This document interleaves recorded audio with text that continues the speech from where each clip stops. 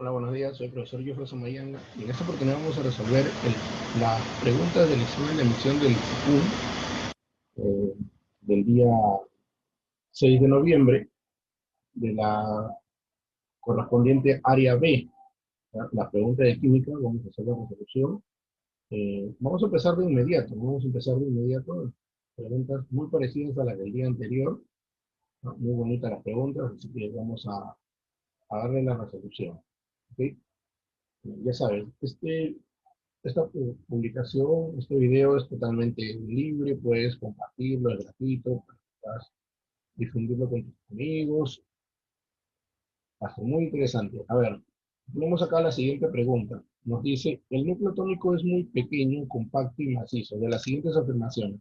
Los nucleones, la tercera nos habla de los electrones en la zona extranuclear, ¿no? Un elemento es aquella sustancia química. A ver, muy bien. Entonces, esto corresponde a la teoría atómica. ¿De acuerdo? Entonces vamos a hablar acá, el modelo atómico actual principalmente. Entonces vamos a plantear por acá la resolución. ¿Sí? La resolución. Ok. Ya vamos a plantear por acá la resolución. Listo, excelente.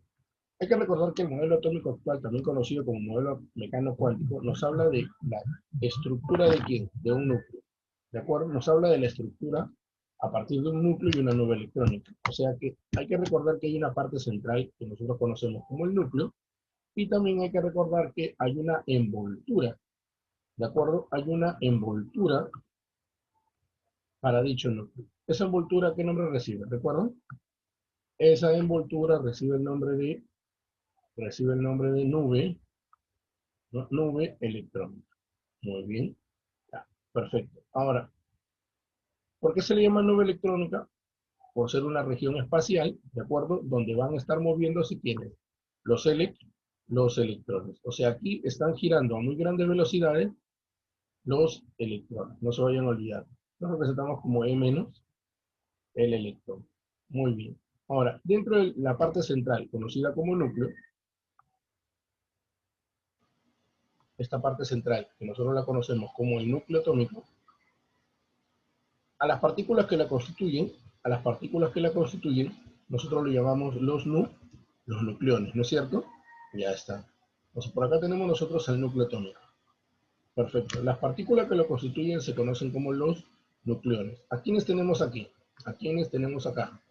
Nosotros acá tenemos partículas que no poseen carga, ¿de acuerdo? Tenemos acá partículas que no poseen carga, que se denominan los neutrones, ¿no?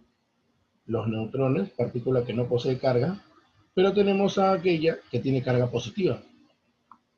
¿Cómo se llama esa partícula de carga positiva? Esa partícula de carga positiva que se representa con la letra P y el signo más, es el protón. ¿De acuerdo? Ya, entonces, esta es la estructura atómica actual. Núcleo atómico, parte central, envoltura electrónica, ¿no? Nube electrónica o zona extranuclear. Donde los electrones se encuentran, en regiones de ¿qué? De probabilidad. No tienen una trayectoria definida. Región probabilística. No te olvides. ¿Ya? Región probabilística. Muy bien. Entonces, esto es importante recordar para poder resolver lo que está acá. ¿Qué nos dice la primera proposición? El núcleo atómico es muy pequeño, compacto y macizo. Exacto. La primera proposición es recontra verdadera.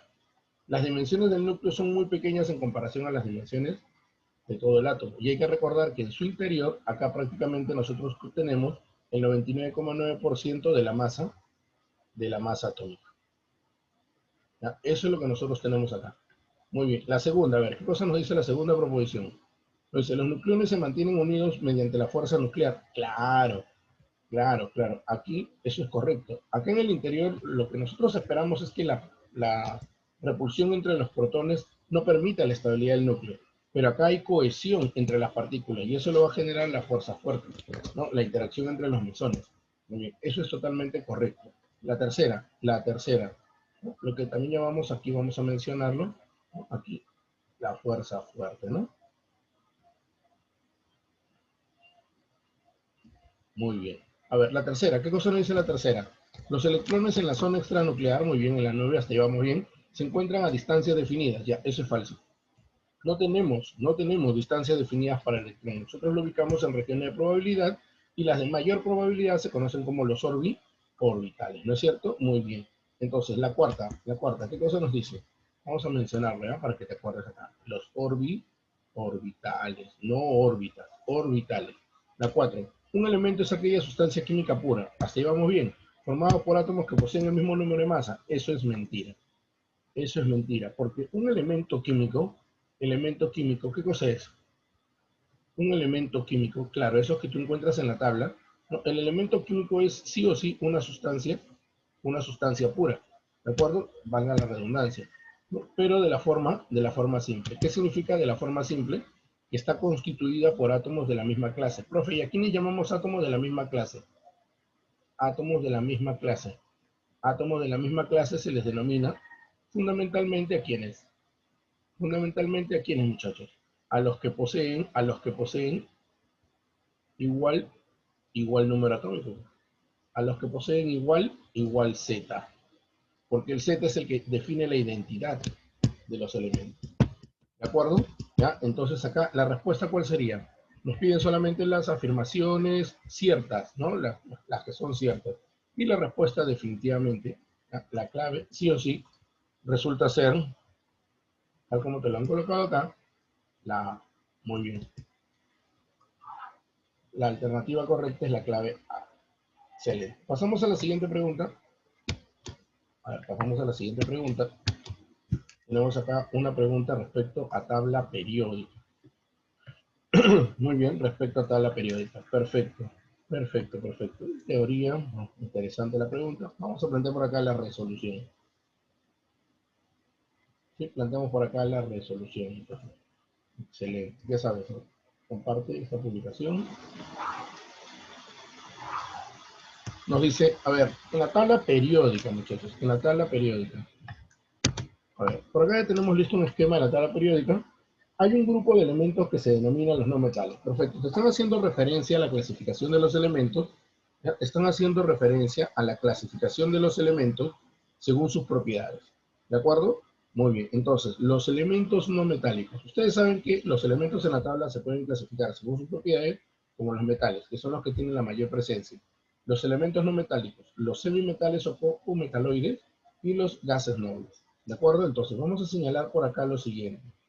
Cuando a mí me hablan, muchachos, cuando a mí me están hablando de los los no metales, perdón, hay que reconocer dónde se encuentran ellos. O sea, hay que reconocer dónde se encuentran. Por ejemplo, el de acá no nos interesa. Estos dos tampoco, ¿no es cierto? ¿Se acuerdan que por acá habían elementos que constituyen oro, silicio, germanio, arsénico, antimonio, teluro, polonio, astato? Prácticamente esos elementos no nos interesan. ¿Por qué? Porque de ellos podríamos considerarlo como una frontera, ¿no? Podríamos considerarlo como una frontera. Ellos son los famosos semimetales. ¿De acuerdo? Ahora, ¿quiénes tampoco nos interesan? ¿Quiénes tampoco nos interesan? No nos hablan tampoco de ellos, de los que están por acá. ¿Quiénes son estos elementos que aparecen acá, muchachos? Recordarán ustedes que estos son los gases nobles.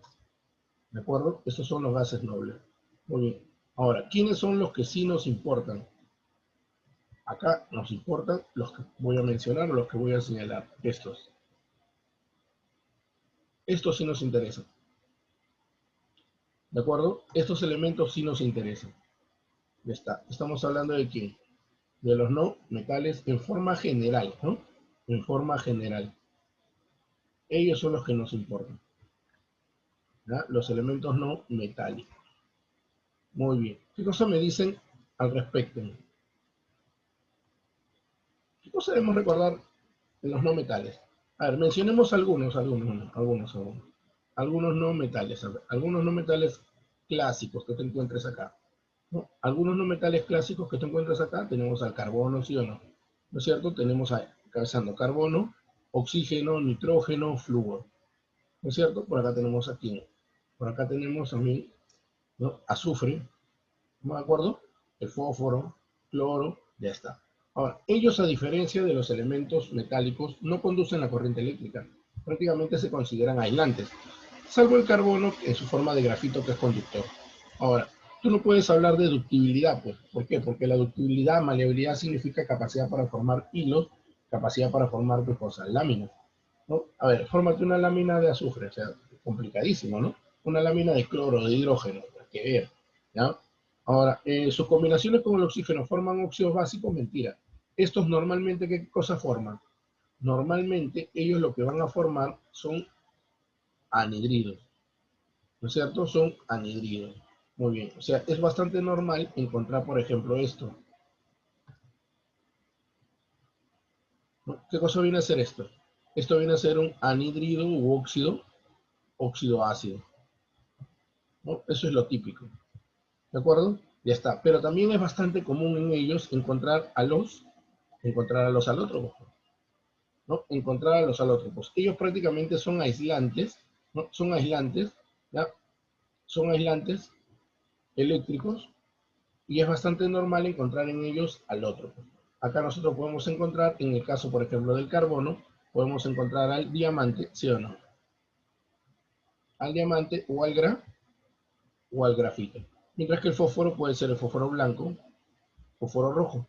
En el caso del azufre, monoclínico ortorrómbico, ¿no? Por eso es que la alternativa aquí, la alternativa correcta, ¿cuál es? La clave es la clave es la letra E. Listo, se acabó. Pregunta teórica, pregunta directa, nada más, ¿no? Pregunta teórica, pregunta bastante directa. Muy bien, entonces a ver por acá, ¿qué cosa nos toca? Tenemos ahí esa preguntita. A ver, ¿qué cosa nos dice esta preguntita? La sal que no tiene su nombre correcto. Excelente. La sal que no tiene su nombre correcto. Muy bien. Bueno, en el caso de nomenclatura, lo recomendable, ¿qué cosa es? Atacar a los estados de oxidación, porque justamente el valor que él tiene y el orden dentro de los estados de oxidación es el que te va a definir la terminación ato, ito, ¿no? Correspondientes a ico y oso. Su estructura, ¿no? De repente no le corresponde a las terminaciones psicoato, puede ser uro también, ¿no? Entonces es fundamental atacar los estados de oxidación. Entonces vamos a analizar acá las alternativas, ¿ya? Para que parezca un problema difícil. Muy bien, acá tenemos esto, acá tenemos al hierro, 2, por acá tienes al CO3, 3, ¿no? Muy bien, a ver, acá es suficiente. ¿Qué cosa debes recordar aquí? Que esto es menos 1, ¿cierto? Y acá el cobre, ¿cuánto es? Más 2. Ojo, y no tiene oxígeno. O sea, de hecho, esto, por tener acá yodo, esto va a ser yod duro, ¿no es cierto? No tiene oxígeno. Y el cobre con carga más 2, ¿quién viene a ser? Cúprico, o de cobre 2, ¿no es cierto? Ya está. Ahora, aquí.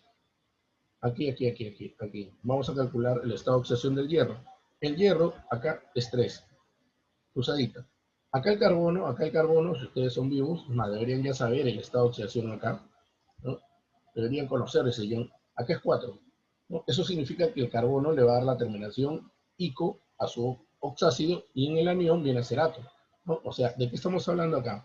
Acá estamos hablando, acá sí o sí estamos hablando de que este es el carbonato. Este es el carbonato. ¿Por qué no termina en 1? Oh, mira, pues acá hay oxígeno ya. ¿De acuerdo? Este es un oxisal. Carbonato, y por tener hierro, su máximo estado de oxidación es férrico. Ya está. Hasta ahí vamos bien entonces. Ahora, fíjate en la alternativa C. ¿Qué cosa me dice la C? Níquel, y acá tienes el sulfito, ¿no es cierto? Ya está. Recuerden que acá tenemos este anión, el azufre. Este anión tiene carga menos 2. Acá el azufre está actuando con carga más 4. ¿De acuerdo? O sea, este anión, ¿cómo se llama? ¿Qué nombre tiene? Ese anión tiene el nombre de sulfito, pero para que la carga total sea 0, acá ¿qué carga está presentando el níquel? El níquel está presentando carga más 2, ¿no es cierto? Entonces aquí rapidísimo, esto se va a llamar el sulfito de qué? Sulfito de níquel 2, ¿ya? Sulfito de níquel 2 o niqueloso, ¿de acuerdo? También lo puedes llamar niqueloso. Y esa sería la respuesta, ¿no? La clave acá sería la incorrecta, es la letra C. Ahora, también iba a salir súper rápido recordando que el níquel solamente tiene 2 estados de oxidación, que es más 2 y más 3. Entonces no puede tener estado de oxidación más 4. Por eso es que también al toque la podías haber determinado, ¿ya? La clave sería la letra C, muchachos. Muy bien, continuamos, continuamos. Ya sabes, ¿te agrada la publicación? Compártela, compártela. Muy bien, etiqueta a tus amigos. A ver, vamos. ¿Qué cosa nos dice esta preguntita? Vamos a borrar las anotaciones. A ver, los nombres correctos de los siguientes oxoaniones. Ya está, oxoaniones. Interesante. Bueno, acá ya te han dado un super dato, pues, ¿no? Aquí ya te han dado un super dato, ¿no? Que las terminaciones van a ser en qué. Si son oxoaniones, ico-ato, ¿no? Ico-ato. Perfecto. Ya está. O ato, ito, ¿no? Ato, ito. Ya está. Vamos. A ver, nos dicen acá lo siguiente. ¿A quiénes tenemos? Tenemos aquí acá es muy bien la estructura que estamos viendo. Perfecto. La otra es H boro, oxígeno 3, menos 1 también. No, perdón. Acá es menos 2, ¿no? Excelente. Ahí es menos 2. Perfecto. ¿Qué más? ¿Mm? A ver, ¿qué más nos dicen? Tenemos aquí, qué bonita. Listo. Perfecto. Perfecto. A ver, esto que está acá, hay que calcular los estados de oxidación. ¿Ya? Hay que calcular los estados de oxidación.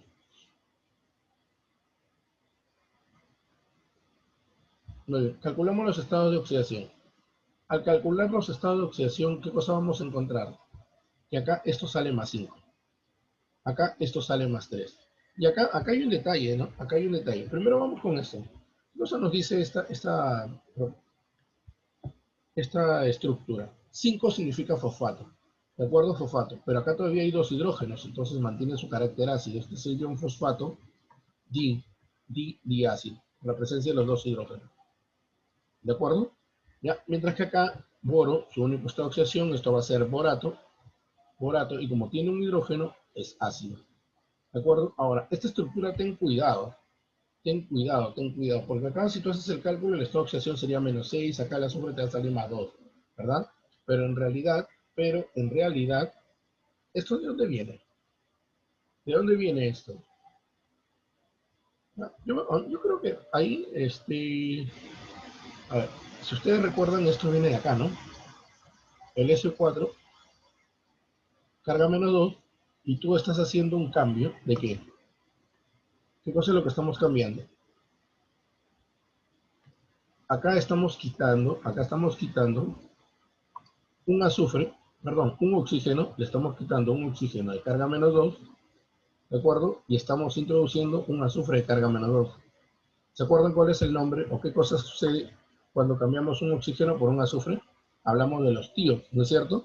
O sea, acá sería esto de la siguiente manera. ¿Ya? Esto viene de un tío ácido, ¿de acuerdo? Viene de un tío ácido. Por eso, ¿esto qué cosa viene a ser? Esto viene a ser el tiosulfato. Muy bien. Esto viene a ser el tiosulfato. Excelente. La respuesta entonces en este caso, ¿cuál es? La D. ¿Ya? La clave es la letra D. Excelente. A ver, ¿qué más tenemos por acá? Ya, esto es rapidísimo. Esta pregunta es un obsequio, muchachos. Esto es un obsequio. Me están preguntando a ti, ya, te están preguntando aquí, ¿cuál de las siguientes ecuaciones no está correctamente balanceada? Bueno, en este tipo de problemas, así como en el que hicimos hace un momento, el de tabla periódica, vayan hacia las claves, muchachos, ¿no? Las alternativas. Normalmente al final la colocan, ¿no? Cuando te quieren agarrar. Ya, vamos a ver, que no esté balanceado. O sea, ¿qué quiere decir? Que no tenga la misma cantidad de átomos por elemento, tanto en los reactantes como en los productos. ¿No es cierto? ¿Ya? Muy bien. Entonces, ¿qué cosa observamos acá? Acá al ojo. Mira la cantidad de cloros. Mira la cantidad de cloros. Aquí, ¿cuántos cloros tenemos nosotros? Acá tenemos dos átomos de cloro, ¿sí o no? Y acá, ¿qué cosa observamos? ¿Qué cosa observamos acá? Acá yo tengo dos cloros y acá otros dos cloros. Total, ¿cuánto tengo? Cuatro cloros. Por lo tanto, esa ecuación no está balanceada. ¿Ya? Esa ecuación no está balanceada o equilibrada. Por eso es que en este problema la clave correcta, la clave que corresponde es la letra La letra E. Así de sencillo. Así de sencillo. ¿No? Perfecto. A ver, continuamos. Uy, qué bonito problema. Qué bonito problema, muchachos. ¿Qué nos dice? En un tanque sellado a 500 grados Celsius se introduce cierta cantidad de tetraóxido de nitrógeno y en cierto tiempo consume 2 moles de tetraóxido. La cantidad de dióxido producido en el mismo tiempo, según la ecuación, es esta. ¿De acuerdo? Bueno, este problema terminó. Corresponde a la relación estequiométrica, ¿no?, que se ve en la parte de cinética química. ¿No? Corresponde a la relación estequiométrica que se ve en cinética química. Muy bien. A ver, a mí me están hablando del siguiente proceso. Acá hay una transformación, ¿de acuerdo? Acá hay una transformación de que, a ver, ¿cuál es mi ecuación? Es el tetraóxido se transforma ¿en qué? En dióxido. Pero hay que recordar algo. Acá la relación, ¿cuál es? Por cada mol, acá se forma 2, ¿cierto? Claro, acá hay una relación, hay que analizarla. Cada vez que acá se consume un mol, acá es 2 moles, ¿cierto? Sí, muy bien. Cuando acá desaparece un mol, acá se forma 2 moles. Muy bien. Entonces, bueno, este problema se acabó, ¿no? ¿Por qué? Porque a mí me están diciendo que en cierto tiempo, cuando se consumen 2 moles acá, cuando se consumen, ¿de acuerdo? Cuando se consume 2 moles de él, ¿cuánto va a ser acá? ¿De acuerdo? Si un mol produce 2 mol, entonces 2 moles, ¿cuánto debe producir? ¿Cuánto debe ser esas moles? Bueno, acá ya salió, pues, ¿no? Esas moles va a ser 4. O sea, acá es una relación estequiométrica sencilla, ¿no? Aunque también, seguramente por ahí se te ocurre hacer esto, ¿no? La rapidez o la velocidad, a ver, la rapidez o la velocidad, ¿no? La rapidez de él es a quién? A su coeficiente 1, como quién, como la rapidez de él es a quién, al coeficiente 2. O sea, si se te ocurre hacer eso, no está mal, no está mal. Solamente tienes que recordar que la rapidez o la velocidad, ¿cómo se calcula? ¿No? La variación de las moles, ¿no es cierto? La variación de la concentración respecto a quién, respecto al tiempo. ¿De acuerdo? O sea, es válido. Entonces, ¿cómo sería esto? ¿Cuál es la rapidez de él? Son 2 moles en el recipiente, 2 moles en ese volumen, respecto a quién, a un intervalo de tiempo. Esa es la velocidad para el primer componente. Es A1 como quién, como su velocidad, serían las moles que se producen en el mismo recipiente, en el mismo intervalo de tiempo. ¿De acuerdo? ¿Ah? En el mismo intervalo de tiempo. Esto sería a quién, a 2. Entonces, cuando ustedes operen, se va a ir volumen, se va a ir tiempo y te sale qué cosa. Las 4 moles. O sea, también es válido hacer eso, si tú deseas. ¿Ya? Si tú deseas. Pero el problema salía de forma directa. ¿Ya? No hay que complicarse, muchachos. Excelente. Entonces, la clave acá, ¿cuál es? La clave sería la alternativa. La alternativa de. Excelente. Muy bien, continuamos. Y tenemos acá, este también es un problema muy bonito. Muy bonito, muy bonito. Nos habla respecto a quién, a la solubilidad de los sólidos en líquidos. Muy bien, hay que recordar que solubilidad hace referencia a la capacidad que tienen las sustancias para disolverse en otras, ¿no? Hay que recordar eso, que la solubilidad nos hace referencia a la capacidad que tienen las sustancias para disolverse en otras. ¿De acuerdo? Por ejemplo, ¿no? El alcohol y el agua tienen una capacidad ilimitada para disolverse, lo hacen en cualquier proporción, pero no sucede lo mismo, por ejemplo, cuando tú tienes azúcar en el agua. Cuando te preparas tu desayuno y colocas azúcar en el agua, o sea, hay un límite a una temperatura dada, ¿no es cierto? Sí, hay un límite a una temperatura dada. Muy bien, y así como hay sustancias muy solubles, hay sustancias relativamente solubles, hay otras que no tienen ni siquiera capacidad para disolverse. Ahora, ¿cuáles son los típicos factores que afectan, ¿no?, que influyen sobre la solubilidad? ¿Cuáles son esos típicos factores que influyen sobre la solubilidad? Claro, uno, la temperatura, de hecho. Segundo, la afinidad entre sus naturalezas, ¿no es cierto? O sea que se manejaba un criterio, lo semejante y solo lo semejante, la naturaleza entre los componentes. Y la tercera, que podríamos mencionar, ¿cuál es? La presión. Pero la presión influye sobre los gases, o sea, no en este caso de los sólidos y los sólidos disueltos en líquidos. Ahora, hay que recordar, seguramente a ti te enseñaron esto, ¿no? Hay que recordar que tenemos una gráfica que nos muestra una dependencia de la solubilidad respecto a quién, ¿no? De la solubilidad respecto a la a la temperatura, ¿no es cierto? Y acá podríamos encontrar tranquilamente una curva de esta forma, por ejemplo, la curva para el clorato de potasio, ¿no es cierto? Como que también podríamos encontrar una curva de esta forma, el sulfato de serio. Podríamos encontrar acá una curva así, ¿no? Ya está. Entonces estamos hablando de sólidos, estamos hablando de sólidos, ¿de acuerdo? Que se van a disolver en el agua, ¿de acuerdo? Estamos hablando de sólidos que se van a disolver en el agua. Entonces, ¿qué cosa estamos observando? Estamos observando que aquí, a mayor temperatura, ¿no? Acá estamos observando que a medida que aumenta la temperatura, en este sentido aumenta la temperatura, aquí la solubilidad aumenta, ¿de acuerdo? Pero para él, ¿qué cosa está pasando con la solubilidad? Está disminuyendo. O sea, no existe una regla, no existe una relación que te hable, ¿no?, de la dependencia, ¿no?, de la dependencia única de la solubilidad con la temperatura. O sea, no puedes decir a mayor temperatura, mayor solubilidad, no, porque hay casos donde ocurre lo contrario.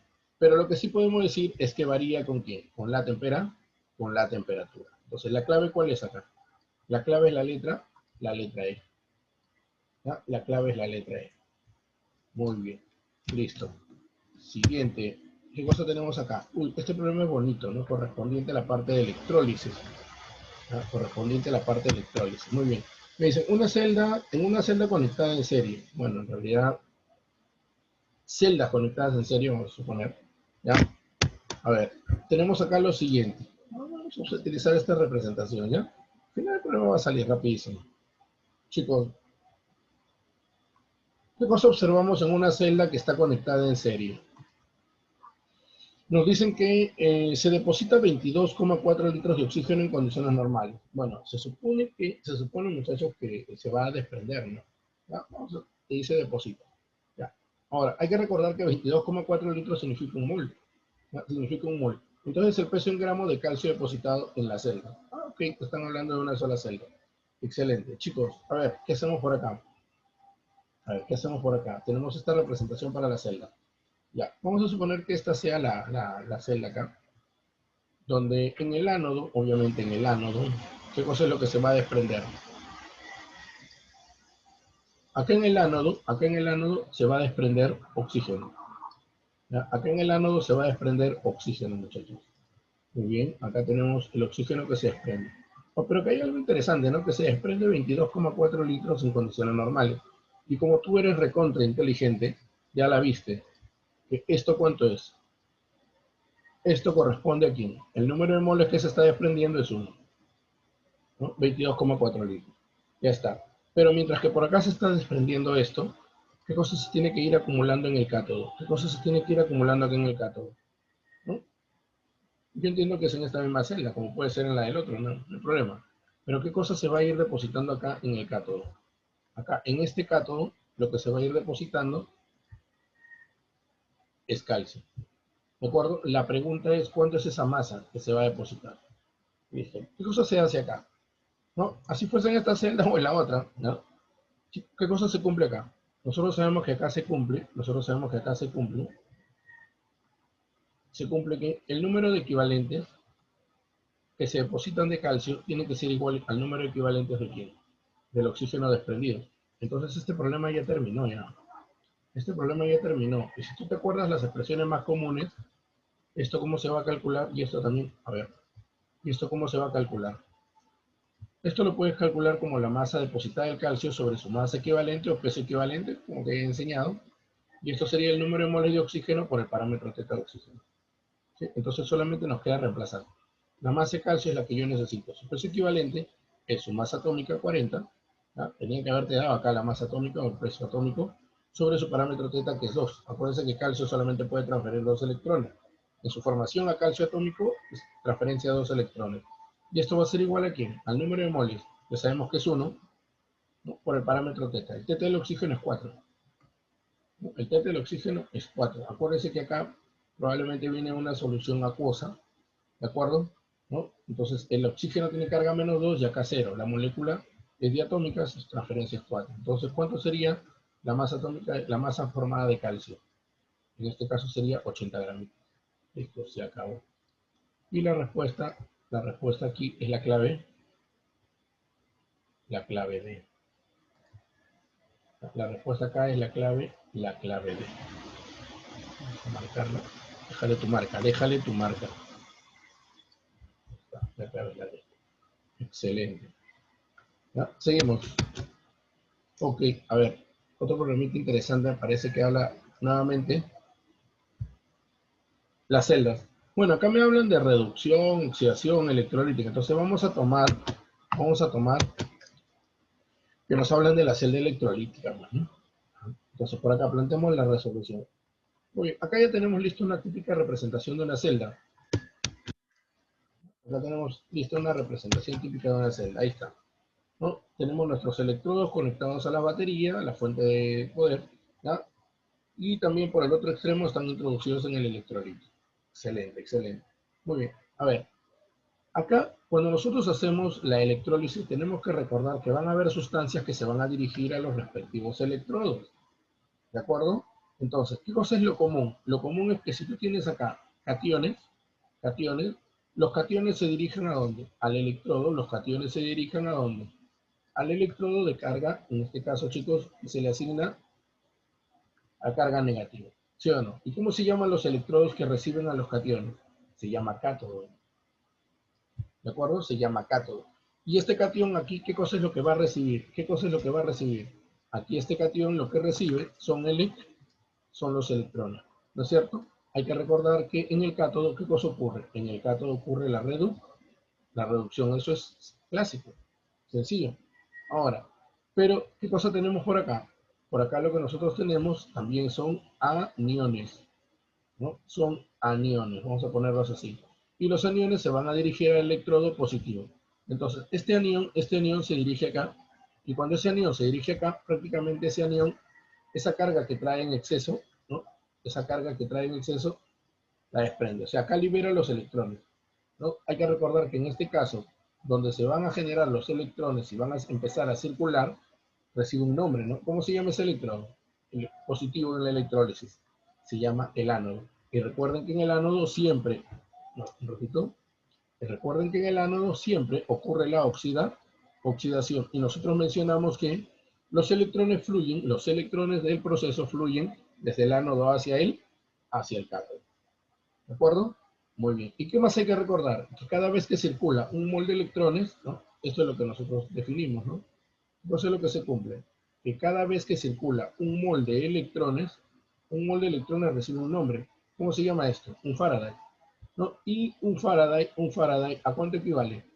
Lo podemos aproximar a 96.500 coulombs. Entonces, vamos a las proposiciones. Tenemos la primera, la segunda, la tercera y la cuarta. A ver, ¿qué cosa nos dice cada una de ellas? Vamos a ver. Nos dicen, a ver, la primera, la reducción del agua se produce en el ánodo. La reducción nunca ocurre en el ánodo, la reducción ocurre en el cátodo. ¿De acuerdo? La segunda, siempre en el cátodo sucede la reducción. Eso es totalmente cierto. ¿Ya? A ver, la 3, en una celda electrolítica pueden obtenerse sustancias que se depositan y liberan simultáneamente. Claro que sí. De repente acá, como vimos en el proceso anterior, esto tiene que ser un metal. Entonces se empieza a desprender, a depositar. Y si por el ánodo se forma una sustancia gaseosa, ¿qué cosa significa? Que acá empezaría a desprenderse, ¿no? Por lo tanto, ¿cómo sería acá esta proposición? Recontra, verdadera. Y la cuarta, cuando se transfiere un mol de electrones, justamente esta definición, ¿no? Justamente esta definición importante para los cálculos, la parte cuantitativa acá en electrólisis. Cuando se transfiere un mol de electrones se transporta 9.650, no, se aproxima a 96.500 coulombs. Por eso esta proposición, ¿cómo es? Es recontra falsa. Y te están pidiendo solamente las que son ciertas. Entonces, ¿la clave cuál es? La clave es la letra D, ¿no? Solamente la 2 y la 3. ¿Ah? La 2 y la 3. Excelente. A ver, continuamos. Muy bien. Ahora tenemos otro problemita correspondiente a la parte de cinética. ¿Ya? Tenemos otro problemita correspondiente. Sí, tenemos otro problemita correspondiente a la parte de cinética. Nos dice, en la ecuación que está ahí, la constante de la velocidad es esa. Las concentraciones son esas. ¿De acuerdo? Entonces, la velocidad de la reacción será. Se sobreentiende que este es un proceso elemental, ¿no? Este es un proceso elemental. Entonces, la resolución. ¿Qué cosa se aplica aquí? ¿Qué cosa se aplica para el cálculo de la velocidad de la reacción, la velocidad instantánea? Acá lo que vamos a hacer es lo siguiente, aplicar a partir la ley de acción la ley de acción de las masas, ¿no? Ley de acción de las masas. Muy bien. A ver, ¿cuál es la ecuación primero? ¿Cuál es la ecuación? Para que parezca difícil el problema. La ecuación es esta. ¿No es cierto? Entonces, ¿cuál es la ley de la velocidad? ¿Cuál es la ley de la velocidad? Vamos a ponerle rapidez, ¿no? R. ¿Cuál es la rapidez de la reacción o la velocidad de la reacción? Sería su constante específica de la reacción por la concentración del reactante, por la concentración del otro reactante elevado a su exponente, ¿no? Eso hay que recordar, ¿no? La rapidez de la reacción, ¿qué cosa nos dice la ley de acción de las masas? Es la constante específica de la velocidad, la concentración de los reactantes elevados a ciertos exponentes. Cuando la reacción es elemental, no se olviden, cuando la reacción es elemental, esos exponentes vienen a ser los coeficientes. Entonces, en nuestro problema, esta es la que nos interesa, esta es la forma, ¿no? Esa es la forma. Entonces, lo único que nos queda a nosotros acá es reemplazar. Y se acabó, nos vamos. Reemplazamos. ¿Cuál sería la rapidez de la reacción? Están dando la constante, que es 5 por 10 a la cuánto. A la menos 4. La concentración de A, ¿cuánto te vale? 2 por 10 a la menos 2 por 10 a la menos 2. Elevado a la 1. Y la concentración de B es 4 por 10 a la menos 3. Muy bien. Una vez que nosotros operamos esto, esto es al cuadrado, no te olvides. ¿Ya? ¿Qué cosa vamos a tener? Lo que vamos a tener por acá es, a ver, 16, sí, bueno, acá ya la clave se presta, ¿no? 1,6, a ver, acá es 10 a la menos 6, acá te queda 10 a la menos 5, ¿no? Claro, entonces sería 10 a la menos 11, esa es la correcta, muy bien, excelente, ya está. Y la clave sería la letra,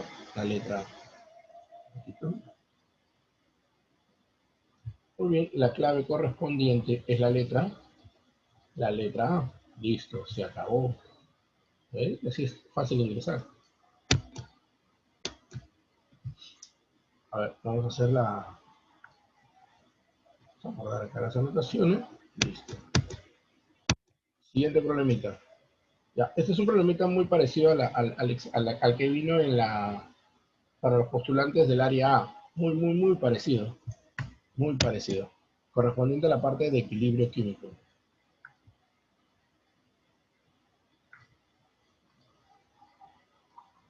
A ver, correspondiente a la parte de equilibrio químico. Muy bien. A ver, dice, se introduce en un recipiente de 6 litros, ¿ya? Se introduce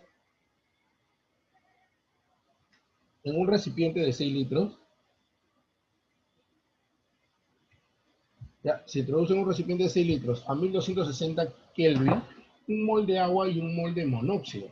Si el 40% del agua reacciona, ya, excelente, muy bien, listo. Así tal como lo hicimos para la solución del examen, ¿ya? Para la solución del examen del área A, vamos a señalar el proceso de la siguiente manera, ¿ya?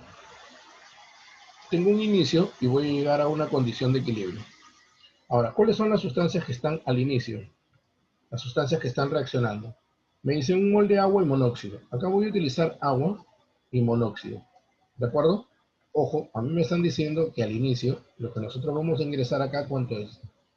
Lo que nosotros vamos a ingresar acá es un mol de cada uno. Un mol en este recipiente 6 litros. ¿De acuerdo? Ya está.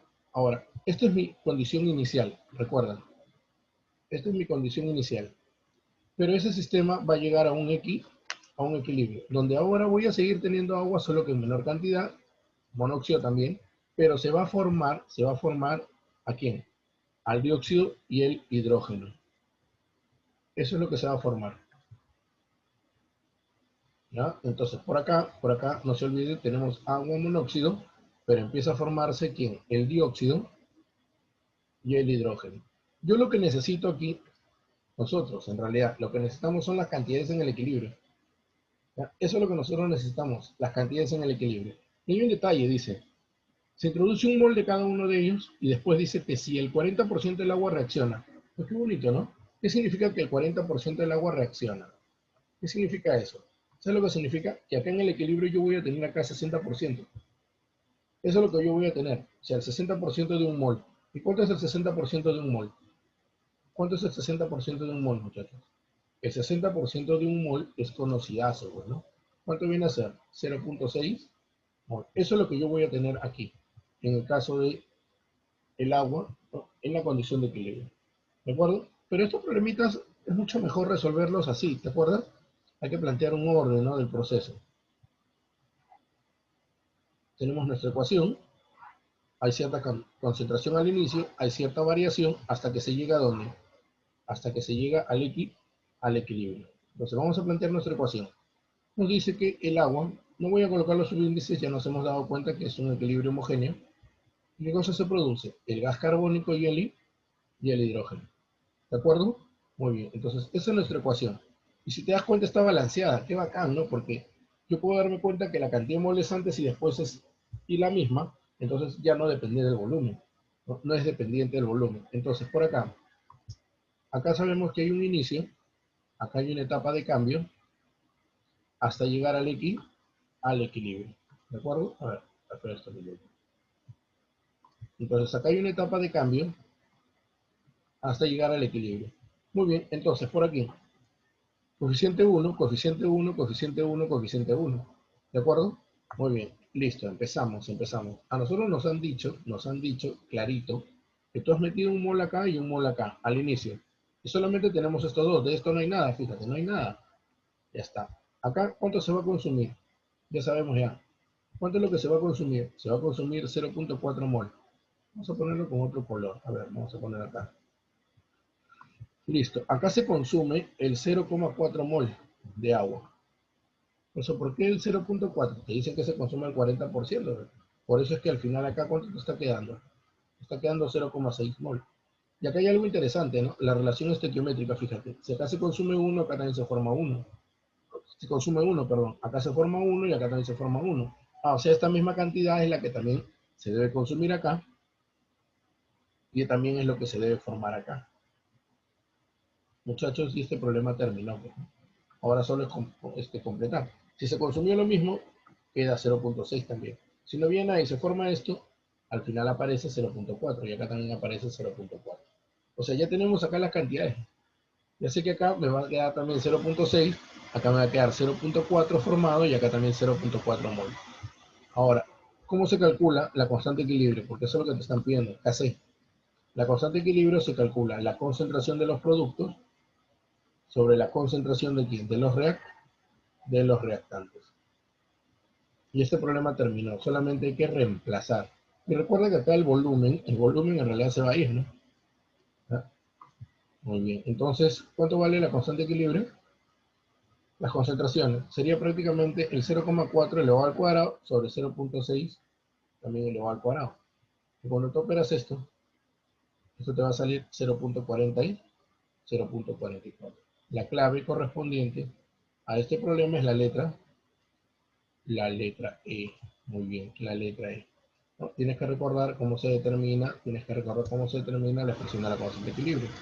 Es un problema prácticamente idéntico al que vino el día de ayer para los postulantes al área A. ¿No? Solamente le han cambiado los datos. Muy bien, continuamos. Sí, y este es el último problemita. Sencillo también. A ver, ¿qué cosa nos dice este problemita?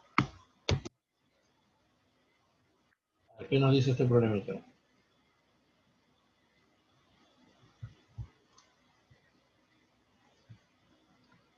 A ver, resolución. Nos hablan de una molécula, ¿no? Interesante, una molécula interesante. A ver, ¿qué nos dice? Respecto a la estructura de Lewis para el tetracloruro de carbono. Respecto a la estructura de Lewis para el tetracloruro de carbono se puede afirmar los tipos de enlace, presenta estructura tetraédrica, si la molécula es polar, presenta enlaces polares, presenta fenómeno de resonancia. Excelente. A ver, a partir de la estructura de quién? Del tetracloruro de carbono. Ahí está. ¿De acuerdo? Muy bien. Vamos a hacer la estructura de Lewis, conocida, ¿no? Carbono va al centro, lo rodeamos de 4 átomos de cloro. Muy bien. Cloro, elemento del grupo 7, cada uno necesita un electrón y el carbono tiene 4 electrones. O sea, acá vamos a tener estas 4 rayitas. Sí o sí. Esas 4 comparticiones. ¿De acuerdo? Eso va a permitir que cada cloro tenga 8 y el carbono también cumple el objeto. Ahí está. Esa es la estructura. Perfecto, perfecto, perfecto. Entonces, acá nosotros nos podemos dar cuenta rapidísimo, rapidísimo, rapidísimo. ¿Cuál es este tipo de enlace? ¿Cómo lo clasificas? ¿Mm? Un par de electrones, a eso se le llama enlace de qué tipo. A eso se le llama enlace sigma. ¿Sí o no? Ya, pero hay que tener en cuenta también otro detalle, ¿no? Hay que tener en cuenta otro detalle. Ese mismo enlace, por ocurrir entre átomos diferentes, no va a tener una compartición equitativa. Ese mismo enlace no tiene compartición equitativa, ¿no? Y si no tiene compartición equitativa, quiere decir que ese enlace tú lo vas a llamar enlace covalente polar. ¿De acuerdo? ¿Ya? Enlace covalente polar. Ahora, si nosotros nos damos cuenta, aquí tenemos estas cuatro comparticiones, ¿de acuerdo? Esas cuatro comparticiones. Entonces, a partir de la teoría de la repulsión de los pares electrónicos, ¿de acuerdo? ¿Qué cosa vamos a tener que señalar? Entonces acá decimos, ¿no? Yo sé, eso significa que tú te vas a acordar de la teoría de la repulsión de los pares electrónicos de la capa de valencia, ¿no? Que esas cuatro comparticiones se repelen, ¿no? Se repelen para formar el tetraedro. Esa es la estructura. ¿Ya? Esa es la estructura. O sea que por aquí vamos a tener al átomo de cloro, por acá vamos a tener al átomo de cloro, el átomo de cloro, el átomo de cloro, ¿no? ¿Y qué cosa vamos a tener que asegurar acá? Acá, vamos a señalar, ¿no? Este es el átomo de cloro, el átomo de cloro también por acá, y el átomo central, acá tenemos el átomo central, es el carbono, pues, ¿no? Claro, y esa molécula, sí o sí, ¿qué cosa viene a ser? Es una molécula, tetraédrica. ¿Y sabes qué? Apolar. Entonces, ¿cómo que apolar? ¿Es apolar? No, profesor, es apolar. Sí, hay una regla que te decía, ¿no? Átomo central, rodeada de átomos iguales y sin electrones libres el átomo central es apolar. Pero para que recuerdes un poquito, acá se aplica el método de los vectores, pues, ¿no? El método de los vectores. Aquí el cloro es el que jala más fuerte. Él es el más electronegativo, ¿no? Y cuando tú realices el análisis de esos vectorcitos, te aseguro que acá el mu total, ¿cuánto te sale? Te sale cero. ¿Ya? El mu total te sale cero. ¿De acuerdo? ¿Ya? Ojo ahí. Ahora, ¿presenta el fenómeno de resonancia? No, no hay electrones pi para hablar de deslocalización. Entonces, vamos a señalar acá cómo son cada una de ellas. ¿De acuerdo? Son 5 proposiciones. A ver, vamos con todo. La respuesta es inmediata, ¿no? A ver, ¿qué cosa nos dice a nosotros la primera? Sus 4 enlaces covalentes sigma son idénticos, ¿sí? Son idénticos, eso es cierto, es verdadero. ¿Presenta estructura tetraédrica? Claro que sí. Muy bien, carbono tetraédrico, 4 comparticiones, enlaces simples. ¿Es una molécula polar? No, no tiene polos. ¿De acuerdo? La molécula no tiene polos. Sus enlaces son polares, los enlaces sí, pero la molécula no. Eso es verdadero. ¿Ya? Y la quinta, no hay resonancia, no hay deslocalización de los electrones. ¿Ya? Eso es falso. Entonces te están pidiendo a ti las que son ciertas. Entonces la clave acá, ¿cuál es? Acá la clave correspondiente es la letra C. Excelente. Un bonito examen, ¿no? Muy bonitas las preguntas. Muy bonitas las preguntas, de verdad que sí. ¿Ya? Agradezco su atención, ya sabes, ¿no? Si te gusta este videito, compártelo. Ha sido un enorme placer y disfrútalo. Hasta pronto.